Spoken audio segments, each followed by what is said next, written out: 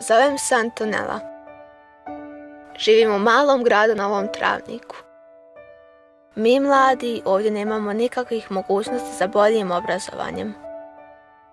Ponekad se osjećam kao zatočenik ovog društva, a posebno ovog grada.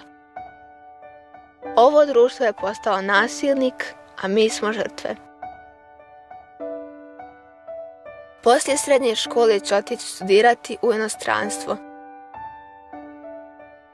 Tamo mi se pružaju veće mogućnosti nego ovdje.